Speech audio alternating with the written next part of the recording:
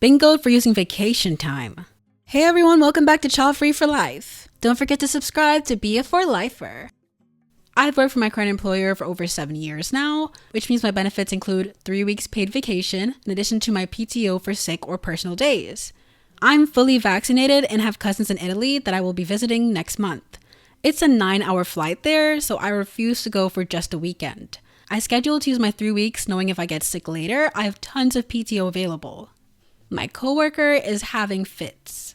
My boss, in an effort to compromise, asked that I bring my work laptop with me just in case of emergencies. I agreed to take the laptop, but now my coworker is asking that I cover the days she has to be in court for custody hearings. I already said no, that she should use her vacation time and work can wait. Now she's trying to claim that I'm being discriminatory because she has kids. I told HR that I have covered her many times in the past, but won't this time since I'll be out of the country. HR seems to be understanding since my vacation was booked before her court dates, but how is that my responsibility? I'm so frustrated that she's putting her custody issues as something her coworkers have to deal with too. It's not my fault she screwed a deadbeat. She's acting like my leaving the country is some power move against her.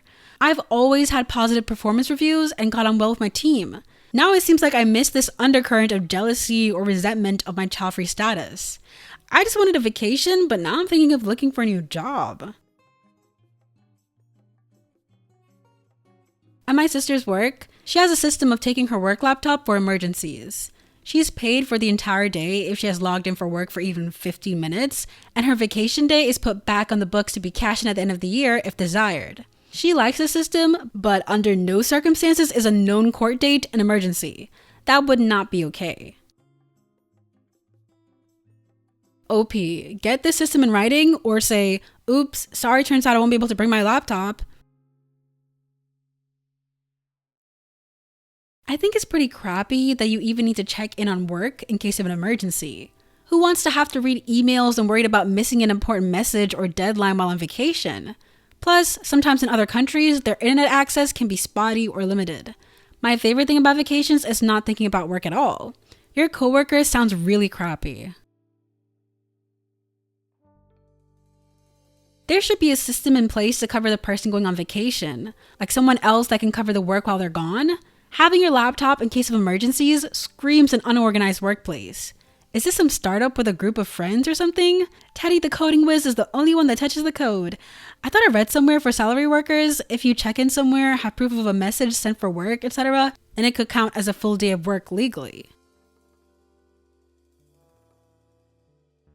Regarding bringing your laptop to vacation, honestly, you should have said no to this. It's your vacation, and that word usually means taking a relaxing break from something.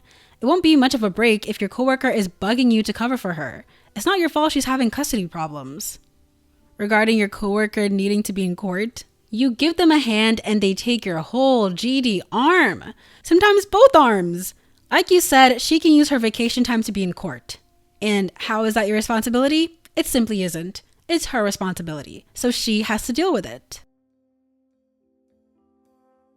Also, what is an emergency? If the coworker is bitter, something tells me she's going to bug OP for every stupid little thing under the guise of, but emergency, and rat OP out if they're not responding to every stupid little thing because OP has a laptop with them. Seems like an open invitation for this person to be incredibly annoying while you're trying to enjoy time off.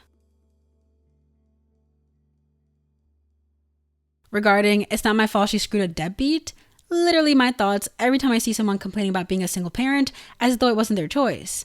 I live in a place where abortion is easily accessible, cheap, or free, and does not require parental or spousal consent. Literally no excuse. It gets tough when they've been brainwashed by religion into keeping the kid though, but otherwise you're 100% right.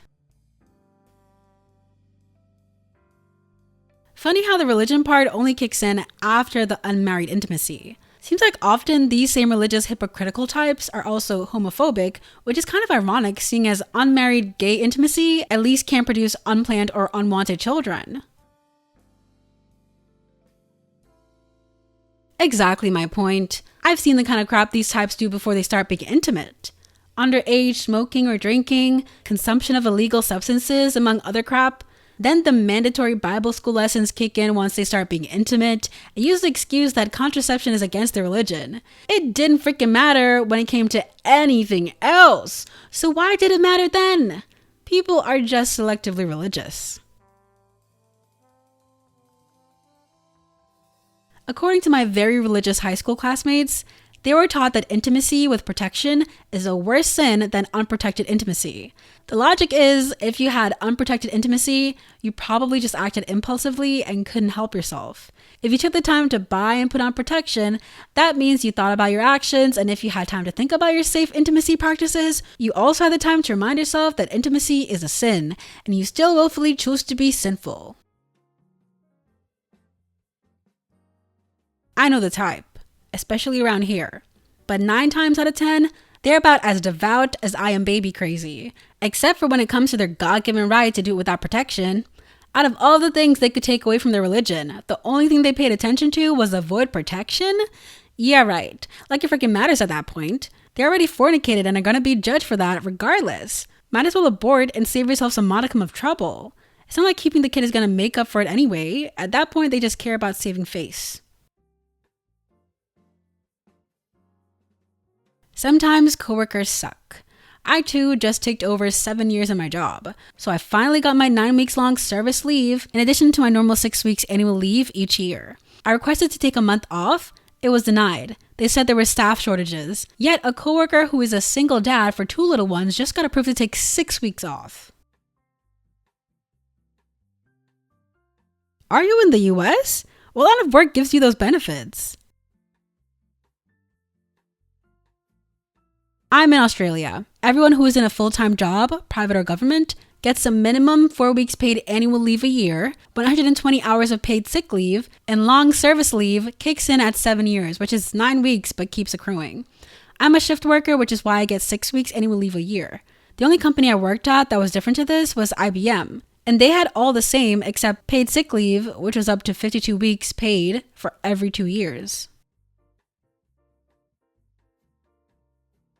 Why are you taking your work laptop? That is actually legal for you to work while you're being paid for work time. You put in your request first, so where is the conflict? My boss said he'd credit me back any vacation days that I had to use the laptop, but it's still stressful to have to take it abroad. I want to be able to unplug and relax and not worry about work when on vacation. Another reason I'm going to be brushing up my resume. Getting credit back is not the same thing. You still have to think about work and you have to be paid somewhere else doing other things. If you are an American, Italian law expressly forbids you to work remote while you are there. You would be breaking the law. If customs and immigration spot it's a work computer, they could literally refuse you entry to Italy. They passed special laws for it. Yes, even if your employer is in America. Yes, even just checking your emails. For goodness sakes, check this.